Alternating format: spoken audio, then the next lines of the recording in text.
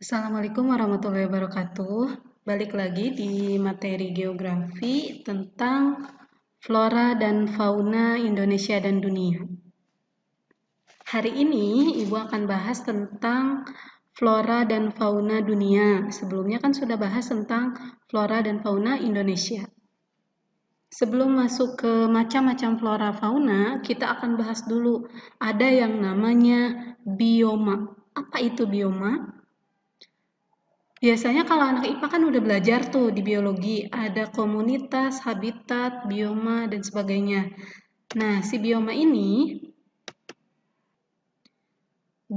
yaitu daerah habitat yang memiliki skala yang luas. Bioma ini sekelompok hewan dan tumbuhan yang tinggal di suatu lokasi geografis tertentu. Jadi lebih luas dari komunitas, lebih luas dari habitat. Nah, ada beberapa jenis bioma yang ada di dunia, mulai dari, nah ini Ibu tunjukin ya. Ada tundra, tundra ini ada di wilayah bagian utara. Biasanya adanya di kutub utara. Kemudian ada konifer. Nah, hutan konifer atau yang berdaun jarum. Nanti dijelaskan satu persatu penjelasan tentang jenis bioma ini. Kalau misalnya dari petanya, ini ada berbagai jenis bioma. Nah, tapi dari referensi yang Ibu dapat, dari buku geografi dan juga dari LKS, kalian bisa buka LKS-nya di halaman 23. Di situ membahas ada beberapa tipe bioma, Ibu ambil yang 6. 6 jenis bioma yang ada di permukaan bumi. Apa saja? Next, kita jelaskan. Yang pertama, yang ada di bagian kutub utara atau bagian lintang atas, ada bioma tundra. Ini daerahnya di kutub. Ciri-cirinya punya musim dingin yang sangat lama dibanding musim panasnya. Intensitas mataharinya minim. Kemudian vegetasi lumutnya sangat luas. Bahkan ada berbagai macam lumut. Kemudian adanya di sekitar kutub utara, Skandinavia, Finlandia, Siberia, Rusia, dan Kanada. Biasanya hewan-hewannya apa? Beruang kutub, kemudian ada muskox, dan sebagainya. Bioma tundra ini mempunyai karakteristiknya sangat ekstrim dengan suhu rata-ratanya rendah, bersalju, dan mempunyai musim panasnya yang pendek dibanding musim dinginnya yang sangat lama. Jenis vegetasinya lumut. Lumutnya itu bukan 1-2 tapi berupa hamparan yang sangat luas. Karena kenapa bisa terjadi banyak lumut? Intensitas mataharinya minim. Jadi sangat jarang ada tumbuhan yang pohon-pohon besar tumbuh di sekitar daerah kutub. Jenis lumutnya ada dark red, rumput kipas, biasanya adanya di kutub utara, kemudian di pegunungan Alpen itu. Lalu yang kedua ada bioma taiga atau hutan taiga ya. Bioma taiga ini tumbuhan-tumbuhannya cirinya berdaun jarum atau konifer, kita tahu ya. Jenis-jenis konifer itu ada pinus, merkusi, kemudian cemara, nah itu. Terdapat di lintang 45 sampai 47 derajat, lintang utara. Kemudian daerahnya ada di Rusia, Siberia, Kanada.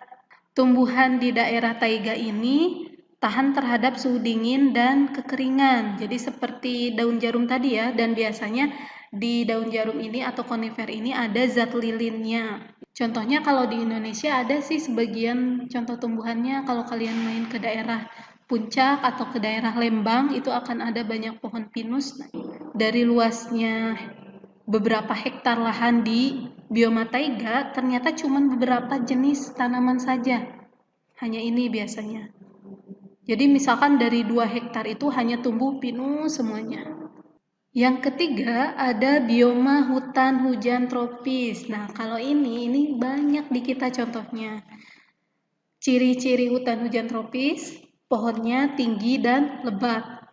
Vegetasinya heterogen, berbagai jenis vegetasi, pohon-pohon, tumbuhan bisa tumbuh di daerah sini.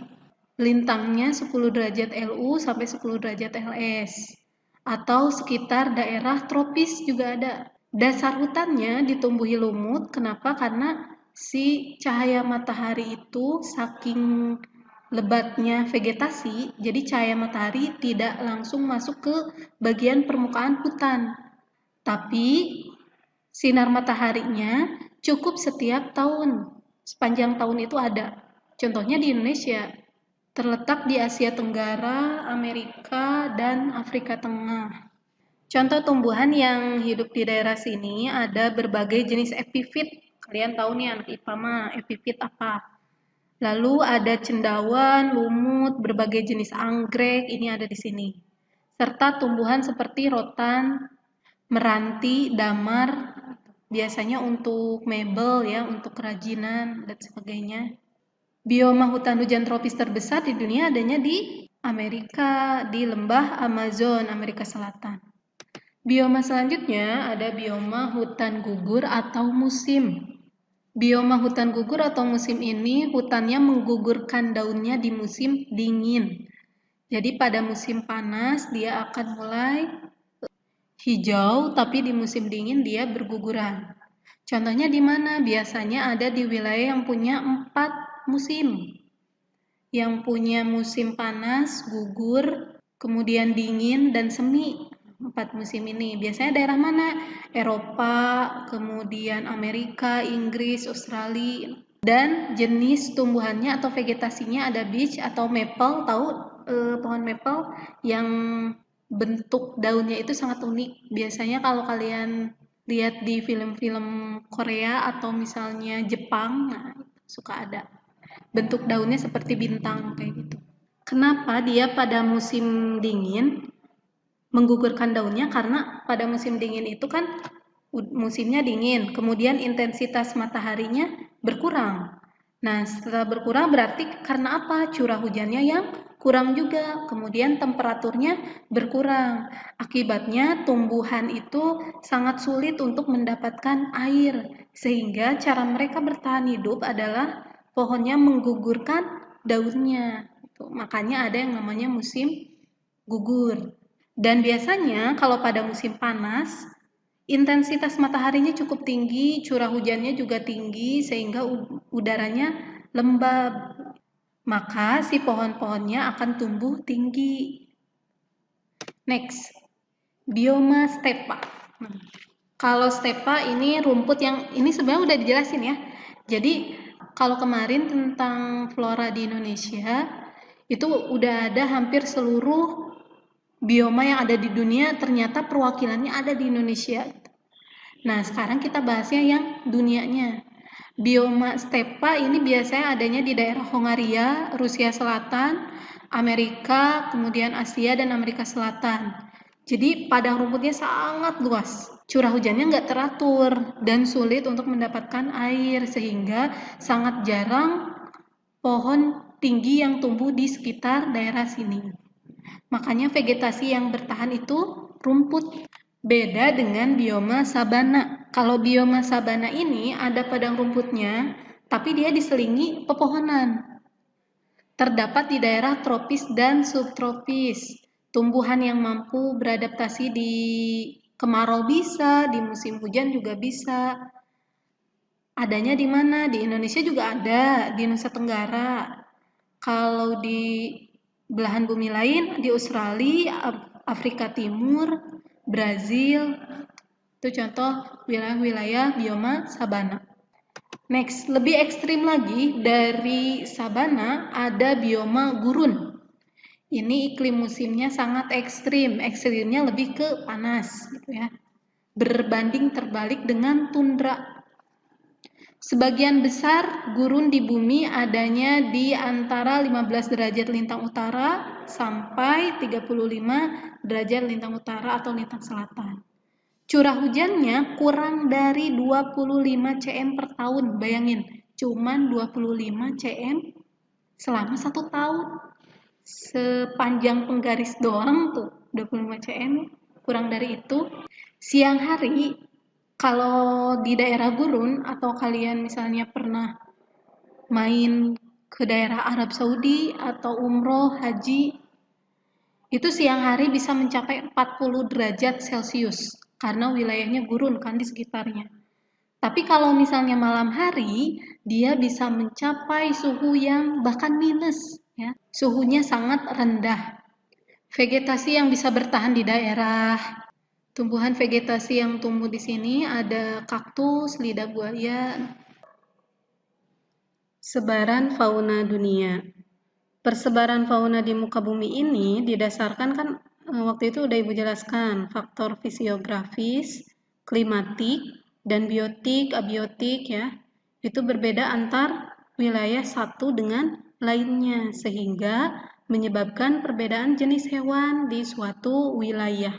Di samping itu, selain yang faktor-faktor tadi, faktor sejarah geologi juga menjadi pengaruh ya persebaran hewan di wilayah tertentu karena wilayah tersebut pernah menjadi satu atau pernah dibahas di kelas 10 Pangea. Jadi pernah satu benua misalnya atau satu daratan. Namun si hewan ini beda dengan tumbuhan yang sifatnya pasif. Pada hewan biasanya habitatnya dirasakan udah nggak cocok nih. Seringkali secara massal dia bakal migrasi dari satu wilayah ke wilayah lain. Karena itu, pola persebaran fauna tidak setegas persebaran flora. Ada kalanya hewan khas di suatu wilayah juga terdapat di wilayah lain. Sehingga secara garis besar, jenis-jenis hewan di dunia ini ada beberapa mulai dari oriental, neotropik, neartik, paleartik, afrotropikal, dan australian. Dibagi menjadi 6 bagian ya. Next, kita akan bahas satu-satu. Yang pertama, neartik. Neartik ini kawasannya ada di Amerika bagian utara, kemudian di daerah Kanada, ini Kanada, kemudian di daerah Greenland, ini daerah neartik. Apa saja hewan-hewannya? Ini contoh ada bajing, salamander, bison, karibu, dan kalkun. Hewan-hewan yang bisa bertahan di lintang tinggi ya, lintang atas. Lalu ada yang namanya neotropik. Persebarannya dari Amerika Tengah, kemudian ada Meksiko, dan terbesar ini Amerika Selatan. Jenis hewan-hewannya ada armadillo, alpaka, kemudian ada terenggiling, kera hidung merah. Nah, ini yang endemiknya atau yang khasnya, belut listrik dan piranha. Yang ketiga ada paleartik. Paleartik ini hampir seluruh wilayah Eropa, ada Rusia, kemudian Kutub Utara, dan daerah pegunungan Himalaya. Apa saja hewannya? Nah, kalau ini lebih ke hewan-hewan yang bisa bertahan di daerah kutub. Kalau di wilayah paleartik itu kan ini Cina atau Mongol sebagiannya masuk ke daerah paleartik, makanya di sini ada panda. Hewan endemiknya dari Cina atau Tiongkok. Kemudian beruang kutub. Beruang kutub ini daerah Rusia, kemudian Kutub Utara, rusa kutub, tikus, ini termasuk ya. Next ada oriental. Nah, oriental ini kawasannya Asia Selatan dan Asia Tenggara termasuk kita. Ada India, kemudian Thailand, Vietnam, Malaysia, Indonesia, sebagian masuk ke sini ya, karena sebagiannya ada yang ke Australia. Hewan yang khasnya, hewan-hewan daerah Sumatera, Kalimantan ini ya, gajah, orangutan, rusa, harimau, badak bercula satu, ini di ujung kulon, kemudian banteng.